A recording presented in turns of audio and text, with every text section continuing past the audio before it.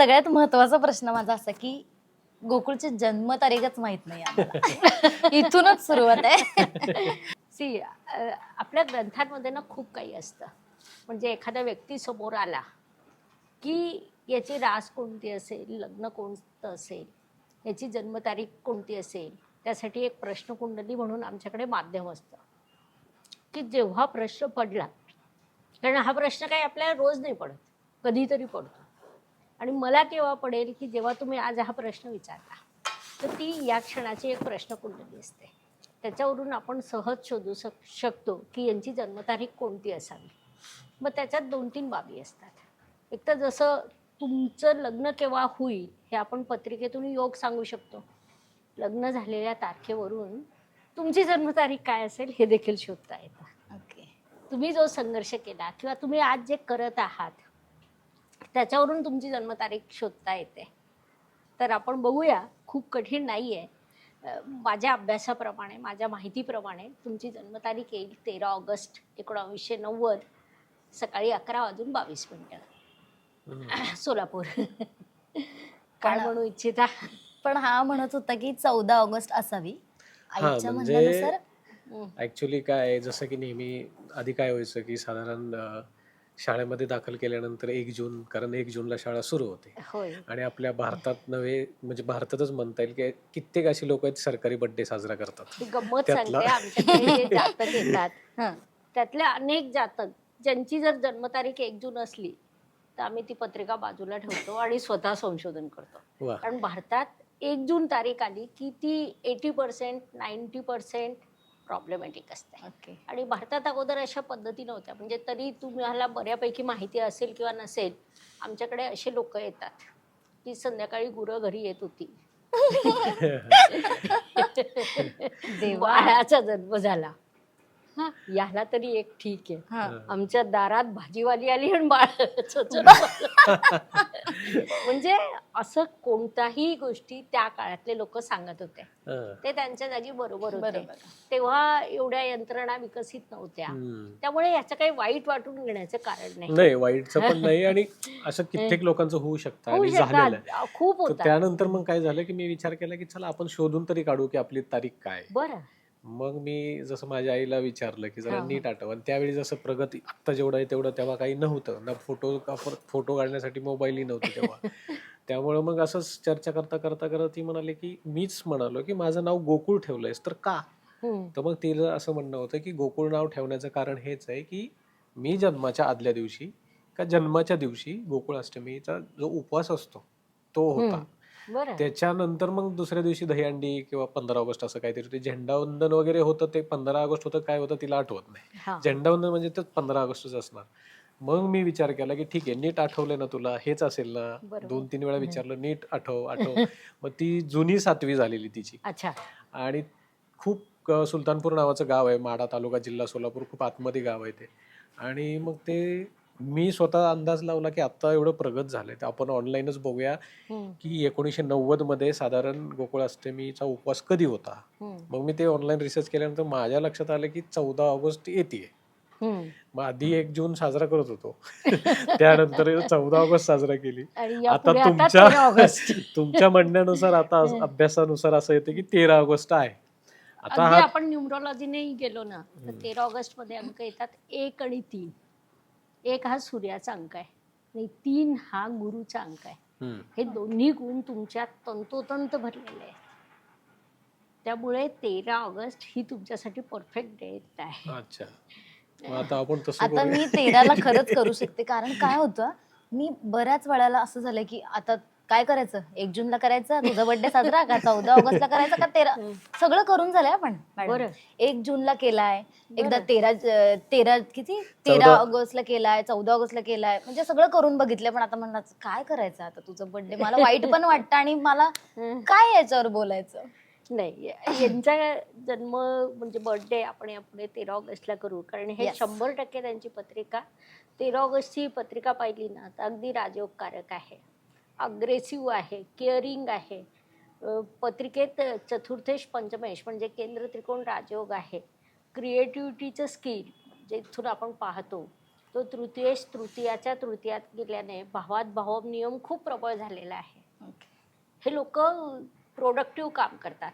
म्हणजे ठीक आहे, आर्टिस्ट ते आहेतच, पण ते जेव्हा नाटकालाही उभं राहतील ना, तर त्याच्यात एक धडाडी असेल, शौर्य असेल.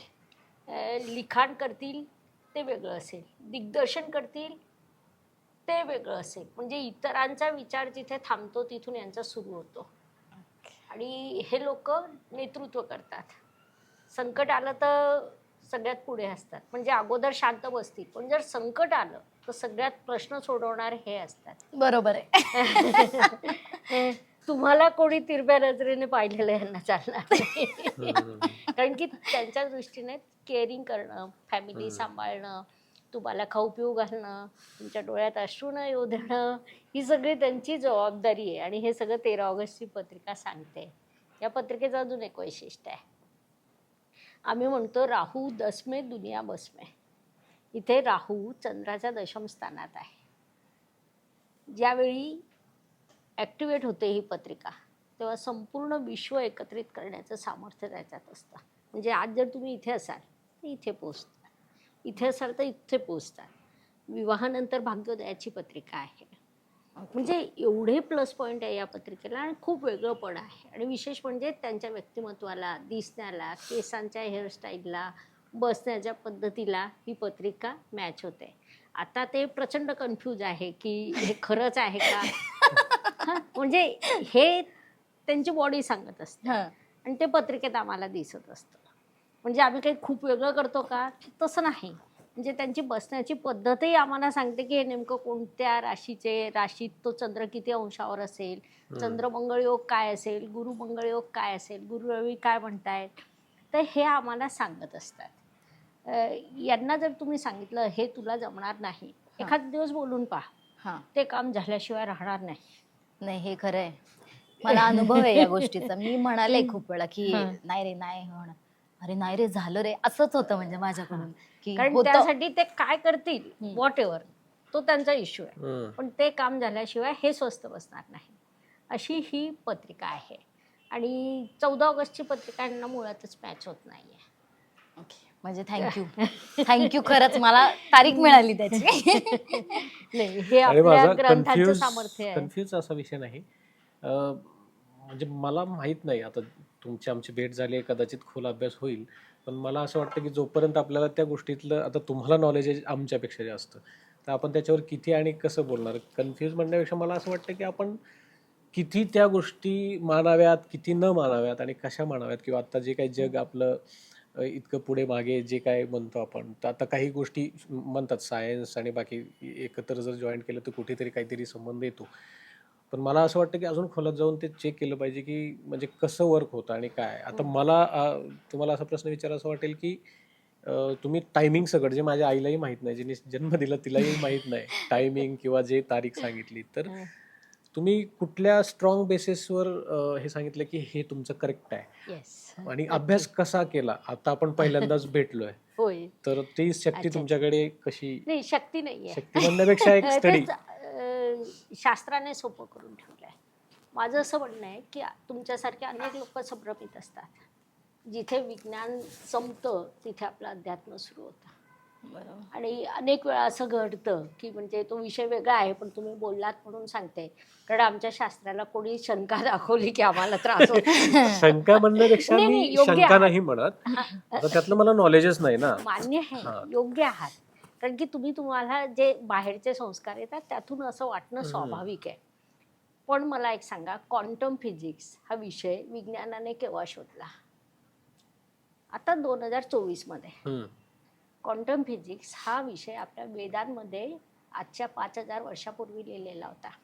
म्हणजे एक 8-10 वर्षापूर्वी जेव्हा आम्ही बोलत होतो की वस्तू स्वरूप बदलते, वस्तू भिंतीतून ट्रान्सफर होऊ शकते, इथे एक व्यक्ती आहे, काश्मीरमध्ये एक व्यक्ती आहे, त्यांचं टेलिपॅथी असू शकते, तर विज्ञान आम्हाला म्हणत होतं चूक. आज जेव्हा क्वांटम फिजिक्सचं संशोधन आलं तेव्हा विज्ञानाने हे आज शोधलं, त्यांच्या नावाने पेपर मांडले. म्हणजे आपलं हे जे शास्त्र आहे, खगोलशास्त्र आणि ज्योतिषशास्त्र दोन्ही एकाच काळात निर्माण झाले. त्याच ऋषीमुनींनी निर्माण केलं. ऋषी मुनींनी निर्माण केलेलं खगोलशास्त्र सगळे लोक मानतात, नाकारताच येत नाही. कारण अगदी एक एक मिनिटाचं परफेक्शन तिथे आहे. ज्योतिषशास्त्र नाकारतात कारण त्यांना ते स्वतःला उमजलं नाही. जसं कालपर्यंत त्यांना क्वांटम फिजिक्स उमजलं नव्हतं म्हणून विज्ञान ते नाकारत होतं. विज्ञान त्याच्या जागी बरोबर आहे. मात्र जेव्हा त्यांना ते उमजलं त्यांनी स्वीकारलं. त्याच पद्धतीने असाही दिवस येईल की ते लोक एक दिवस ज्योतिषशास्त्र स्वीकारतील. ज्योतिषशास्त्र हे आपल्या ऋषीमुनींनी 10,000 वर्षापूर्वी निर्माण केलं. त्याच्यात परफेक्शन आहे, एक एक नियम आहे. त्या नियमाने आपण जात गेलो की कोणतीही गोष्ट शोधू शकतो पत्रिकेत. म्हणजे तुम्ही तुमचा जन्म, तुमची बायको कशी असेल, तुमची आई कशी असेल, तुमचे वडील कसे असतील, तुमचा भाऊ कसा असेल, काका कसे असतील, हे या पत्रिकेत कोणत्याही नाताचं दिसतं. म्हणजे काकाच्या मुलाचा चुलत भाऊ कसा असेल किंवा बापरे. काकाच्या मुलाची सासूरवाडी कशी असेल, इथपर्यंत इथपर्यंत दिसतं. आपण ते पाहत नाही कारण की आपल्याला प्रत्यक्ष बघायची असते. ते हे शास्त्र इतकं प्रबळ आहे. त्या मानाने तुमची जन्मतारीख शोधणं हे खूप सोपं आहे. म्हणजे प्रत्येक ॲक्शनची रिॲक्शन असते. आम्ही पत्रिका पाहून जर तुमच्या विवाहाचे योग सांगत असू तर तुमच्या विवाहाच्या योगावरून आम्हाला तुमची जन्मतारीख कळली पाहिजे. ॲक्शनला रिॲक्शन सेम आली पाहिजे. तर तसं. आणि तुम्हाला आपण आज भेटतोय, आत्ता भेटलो,